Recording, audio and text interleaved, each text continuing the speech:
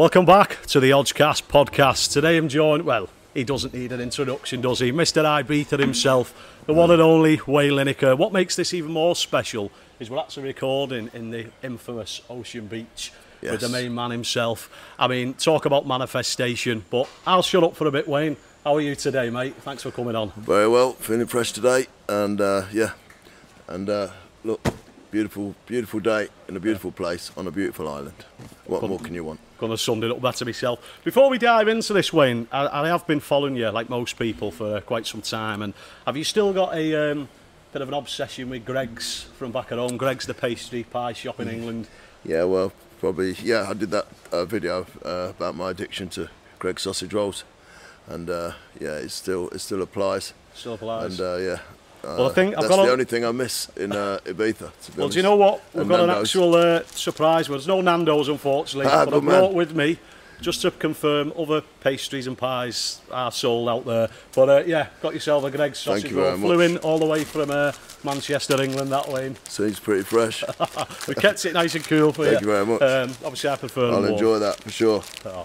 Happy days, mate. Just a little gift from us to you. Thanks for coming on. Thank you very much. So I suppose what I do with most of the guests, kind of strip it back to the foundations. Obviously, everyone knows you as this big success story in Ibiza.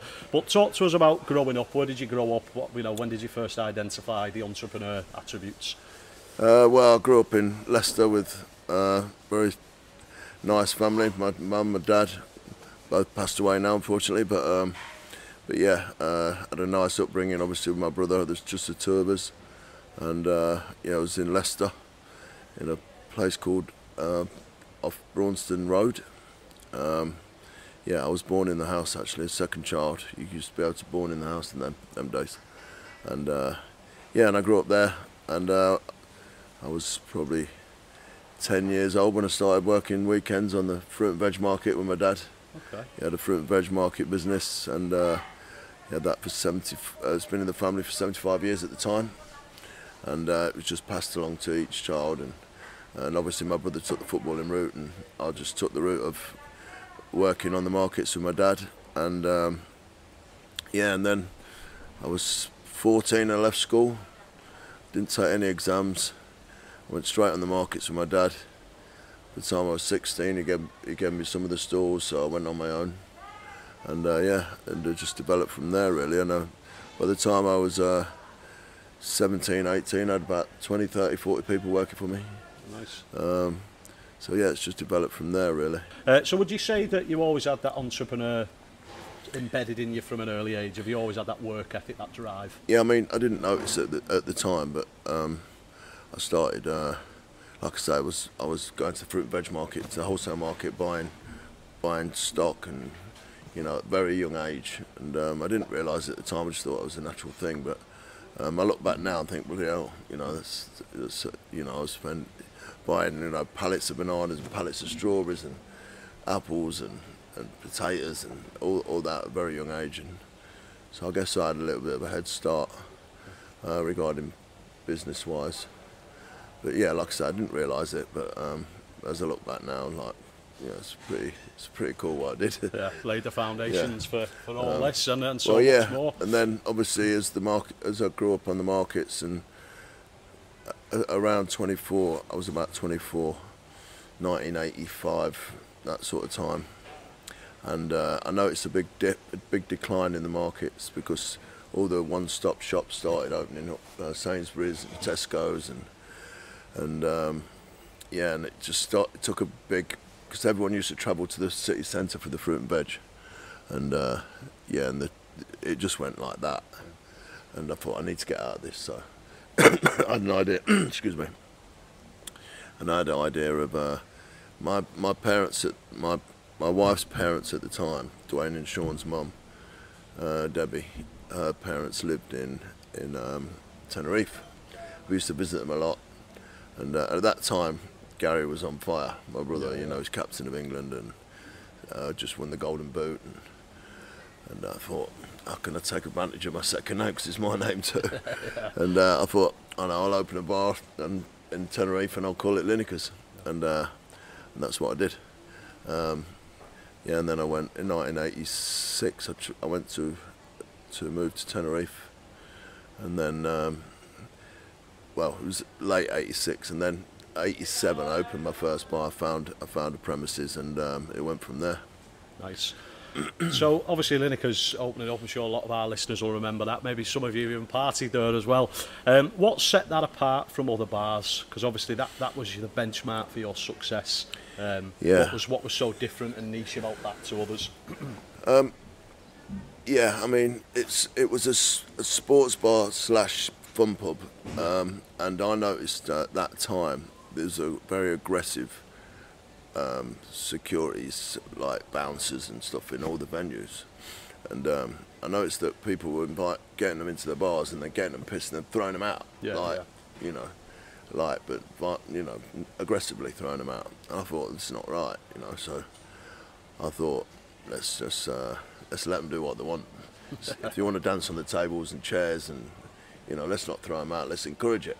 So I turned that around, and it worked. And everyone was talking about it. Everyone was like, "Oh my God, it's amazing in there. You can do what you want. You can jump and dance on the bar top. You can dance on the tables, and and it was just a very friendly atmosphere, and everyone loved it. And that was a turning point, really, because everyone was just talking about it, saying how great it is, and what bit of fresh air it is. Was that nobody was getting thrown out, and obviously within reason. But yeah, that was. And we used to get all the live football, because back then there was no Sky Sports, there was no nothing. And I used to have a mate in England. I had a phone in the bar. We used to connect the bar phone to the speakers. And we used to have live radio commentary of all the games. And no one else was doing it. No one knew I was doing it. And I used to get packed for the football events, and then it became the home of football when you're abroad, and it still is to this day.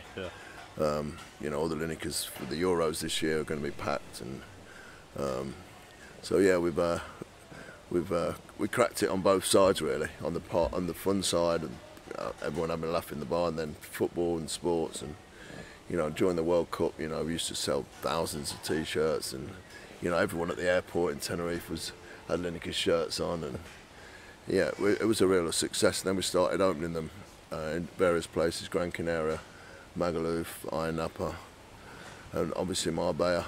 So it just went from there. It's a fascinating story how obviously you've built up your foundations to become an entrepreneur, and also a kind of niche there, like you've touched on back in your second name, obviously your brother Gary being on form, and it's worked, and it just goes to show that hard work, dedication, and a tiny little bit of luck as well goes a very, very long way. Yeah, I mean, I used to work. I mean, I don't work so hard now. I'm just sort of. You've earned that rest, though, mate. I enjoy it more now. Obviously, I take the pictures. I take a lot of pictures and stuff like that. But I enjoy that. It's fine. But yeah, back in the day, I used to work really hard. I used to do the DJing, buying the stock, accounts, everything. You name it. I was 16, 17, 18 hours a day. But I absolutely loved it. And and then obviously, as we grew, my management team became bigger and stronger, and then I'd taken on partners like Tony Truman for Ibiza. He approached me. He was my partner in Ocean, obviously. He approached me, and my son Dwayne used to run Lineker's here, and a partner in that. And then the three of us sort of got the idea of opening the beach club together. Well, Tony actually sat me down and said, we need to open the beach club in Ibiza. We were in Marbella at the time, and we just chatted about it for hours, and then he came back here, and he called me. He said, I found the premises. I said, have you? He says, where? He says, come on, I'll meet you there. So I went and met him. I stood on the road up here, and we walked in, and it was an old wedding venue. A Spanish family had come to the end of their career, should we say, and it wasn't really doing a lot, and they agreed to let us have it, and we did an agreement with them, and here we are. So you've acquired the land, you've got Ocean. What if let's strip it back. Where did the name come from? Where did Ocean Beach come from? Well, it's Obeach now. Obeach, yeah. We changed the name a few years ago due to legal reasons, actually. But I mean, people still know it as Ocean. Yeah, but, we were actually Obeach, Ibiza now. So yeah, I don't know, just from Tony really and myself, just having a chat, and we came up with the name, and yeah, it stuck, and yeah, like I say, it's now Obeach, but yeah. And it's such a cool name as well. Like it's amazing how that hadn't been done. That name hadn't been taken prior, sort of thing. Obeach as well. It's and it's everyone knows it. Obeach Ocean. Yeah, I mean, all the all our designs and our logo and everything just all stands out. The orange cup. Yeah.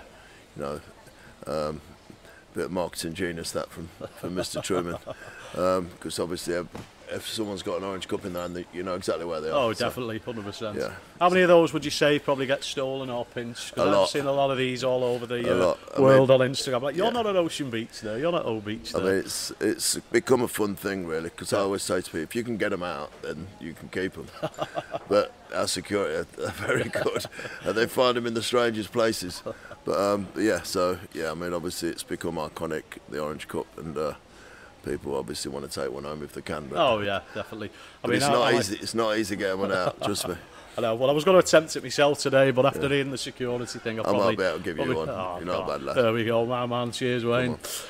So obviously we touched on Lineker's, being vastly different at the time, it being a fun place but also a sports place, and that combination worked. Did that transition immediately success into Obeach Ocean at the time?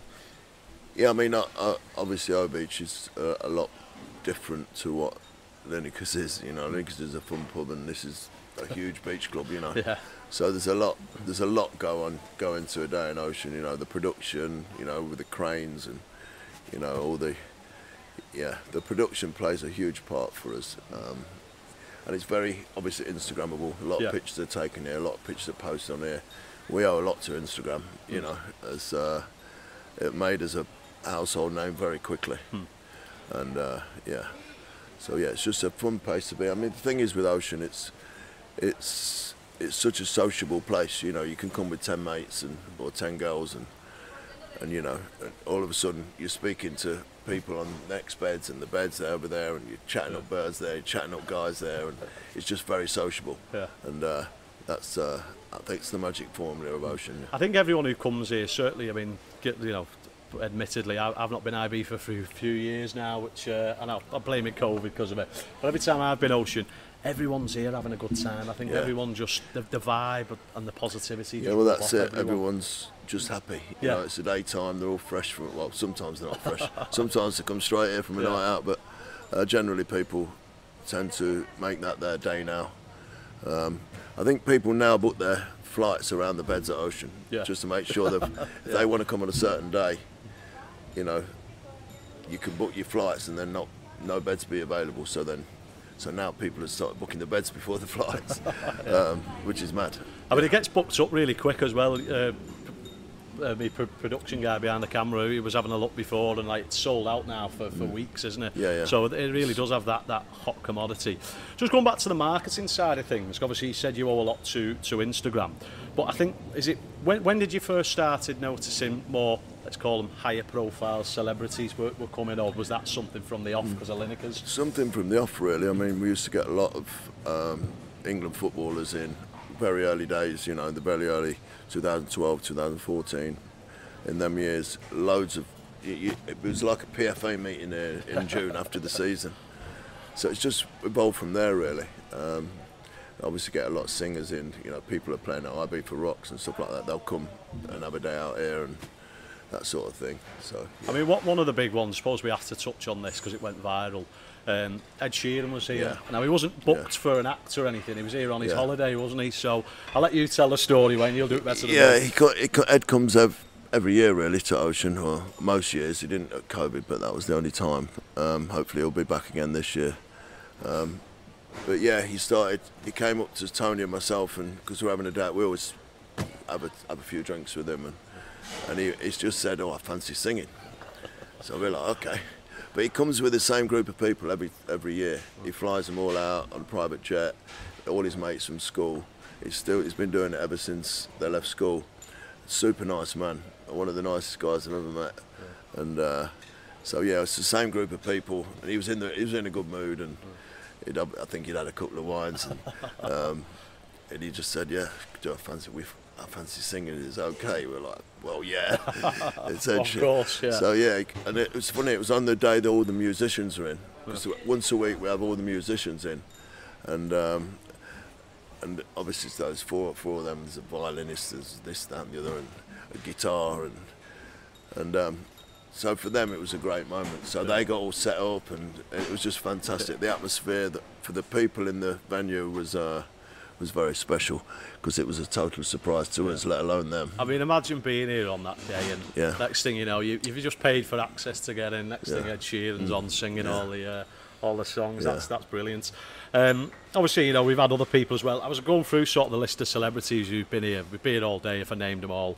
But one that struck me, Dan Bilzerian, he made he came, but he was very disappointing. Dan. I was going to say, what was he like? It was pretty boring, to be honest.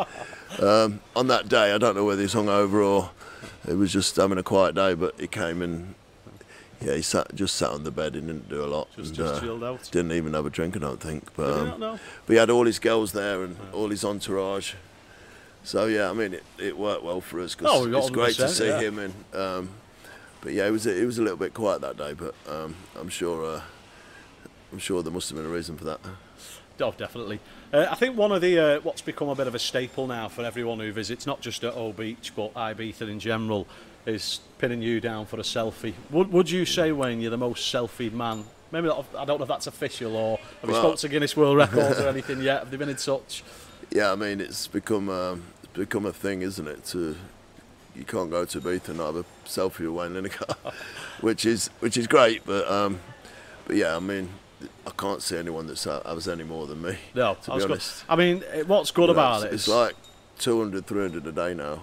You know, it's like 2,000 a week, which is a lot. Does it ever become too much, like, or is that just like become like oxygen and air that we breathe, water that we drink for you? Yeah, I mean, it depends on the time of day. I mean, if it's 2, 3 in the afternoon, everyone's nice and lovely and polite, and then 4 o'clock they get a little bit. You know, by 6, 7 o'clock, everyone's a little bit. A little bit more hands-on, should they say? So it can become a bit much when everyone's drunk and you know, and you're sober, and it's like you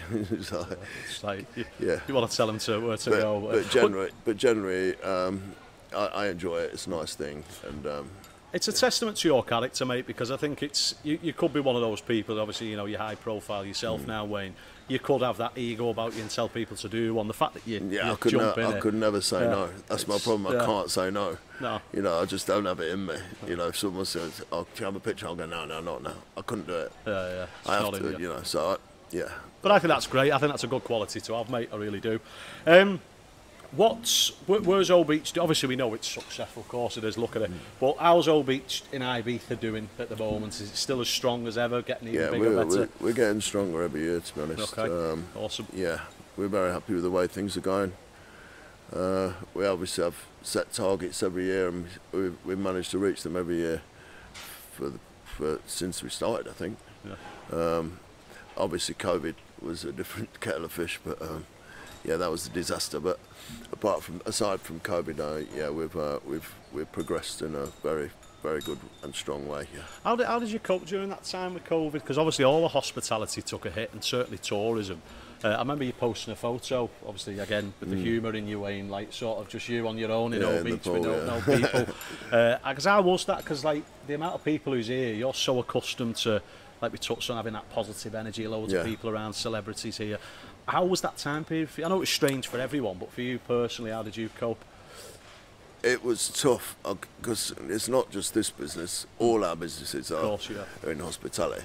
You know, it's like, you know, 20 odd businesses are all completely destroyed. Yeah. You know, overnight. You know, like, it's just beyond belief. So it was very tough, and you know, it took a long time to recover.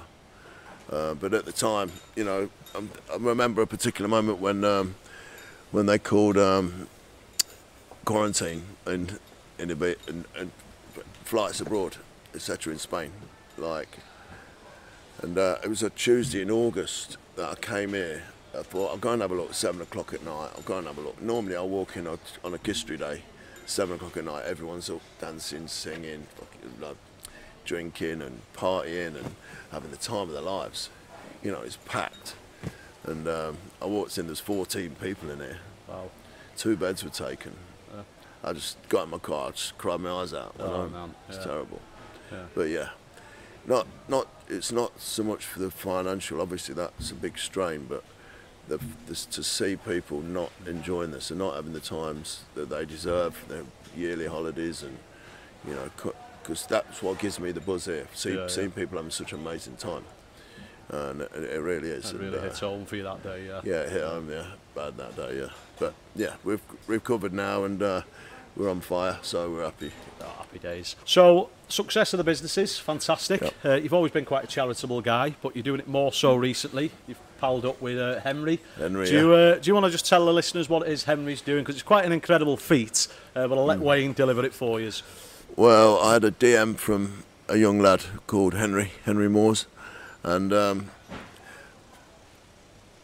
my social media manager Alicia, she spotted it. She checks my DMs as well as myself.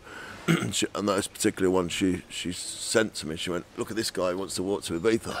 I went, "What?" She said he's already walked to Paris, so I think it's worth a conversation. And his DM was like, "Yeah, I really want to walk to Ibiza. Would you support me?" Yeah.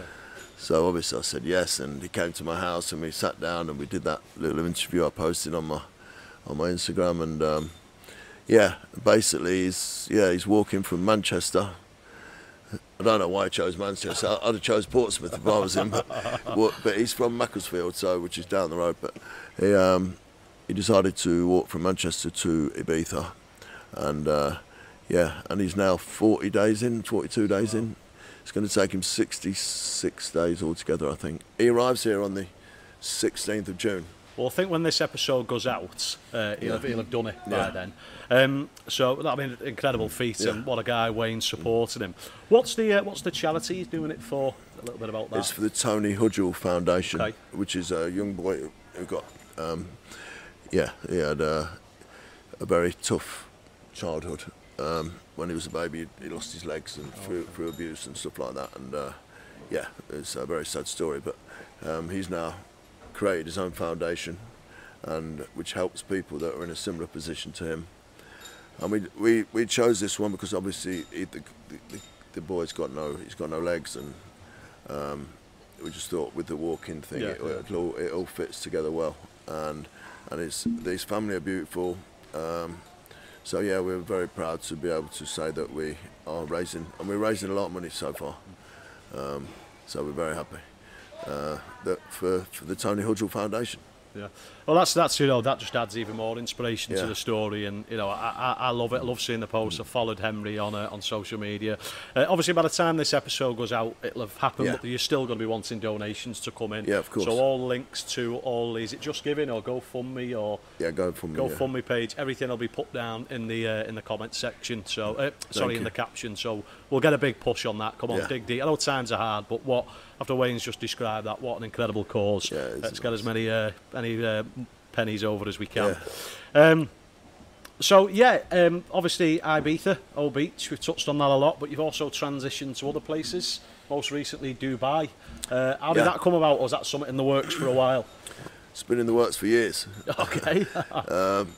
We actually had another venue secured, or more or less secured, years ago, about 2 or 3 years ago. Just before COVID, 2019, I think. And we're all very excited for it then, and then that, due to COVID and for other reasons concerning the venue and the surroundings of the venue, we had to pull out. And then it's took us all this time to find the venue of our dreams, which we have now. Fantastic.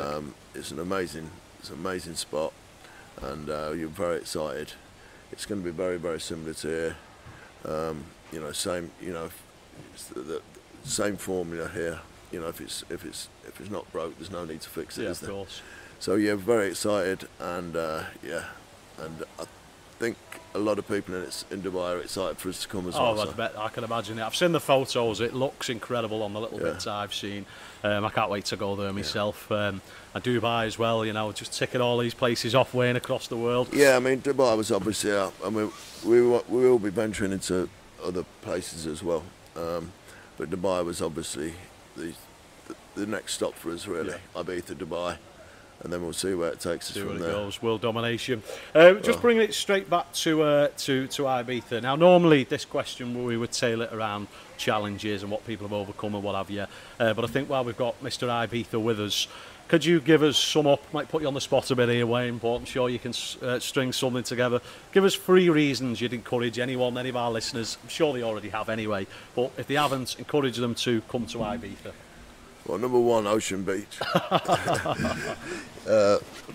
Yeah, I mean, obviously the nightlife is key in Ibiza, and it is amazing. You know, there's so many incredible nightclubs and beach clubs and restaurants, and so yeah, number 1 is the nightlife. Number 2, which is unknown to people really, generally, especially the Brits, the beaches. You know, the beaches are incredible. You know, if everyone didn't get so hungover all the time, they would notice what a beautiful island it is.